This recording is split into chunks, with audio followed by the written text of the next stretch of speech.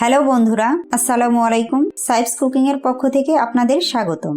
পেট ঠান্ডা রাখতে, পানির অভাব পূরণে, একই সাথে ক্ষুধা মেটাতে চিরার গুরুত্ব অপরিসীম। চিরার অনেক উপকারিতা রয়েছে, তার মধ্যে যেমন চিরায় আঁশের পরিমাণ কম থাকে, যা ডায়রিয়া, ক্রোনস ডিজিজ, অন্ত্রের প্রদাহ রোগ প্রতিরোধে চিরা খাওয়ার উপকারিতা অনেক। এই গরমে সকালের নাস্তায় অথবা বিকেলের খাবারে বিভিন্নভাবে দইয়ের সাথে, আমের সাথে বা চিরা দিয়ে দুধের পায়েস রান্না করে বাচ্চাদের খাওয়ানো যায়। চলুন তাহলে দেরি না করে রেসিপিটি দেখে নিই। চিরার পায়েসের জন্য আমি এখানে 2 টেবিল চামচ লাল চিরা নিয়েছি। সাদা চিরার চেয়ে লাল চিরার পুষ্টিগুণ অনেক বেশি। লাল চিরাটা যদি আপনাদের অ্যাভেলেবল না থাকে, সেক্ষেত্রে সাদা চিরা খাওয়াতে পারেন। চিরাটা আমি খুব ভালো করে ধুয়ে সামান্য পানি দিয়ে 10 মিনিটের মতো ভিজিয়ে রেখেছি নরম করার জন্য।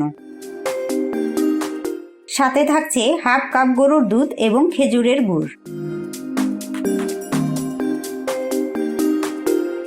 এবার চুলায় আমি একটি কড়াই বসিয়ে নিয়েছি এবং কড়াইতে দিয়ে দিচ্ছি হাফ কাপ দুধ। হাফ কাপ দুধটা আমি জাল দিয়ে একটু কমিয়ে নিয়েছি, কারণ চিরার পায়েসটা করতে খুব বেশি সময় লাগবে না, এজন্য দুধটা আগে থেকে জাল দিয়ে নিতে হবে।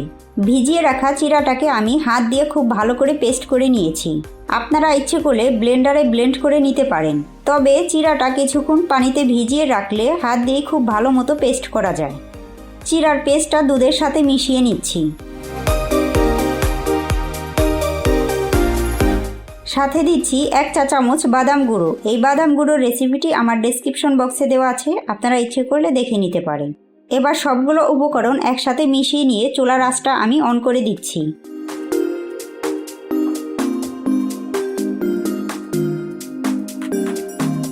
আপনার বাবুর বয়স যদি 1 বছরের কম হয়, সেক্ষেত্রে দুধের পরিবর্তে পানি দিয়ে চিরার পায়েসটা করতে পারেন। তারপর পায়েসটা ঠান্ডা করে ফর্মুলা মিল্ক অ্যাড করে নিতে পারেন।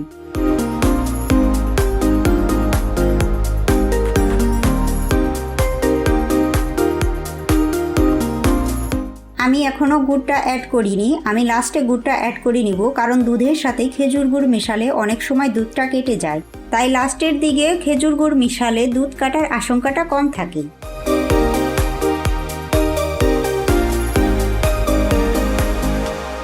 এবার আমি এর সাথে অ্যাড করে দিচ্ছি 1 চা চামচ খেজুরের গুড়।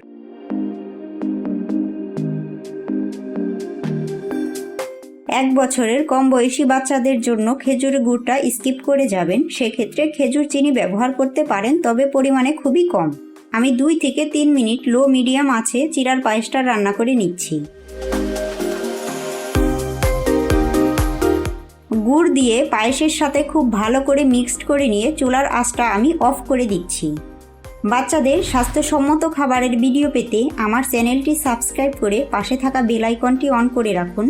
আর যারা অলরেডি সাবস্ক্রাইব করেছেন তাদের অসংখ্য ধন্যবাদ। সবাই ভালো থাকবেন, সুস্থ থাকবেন। আল্লাহ হাফিজ।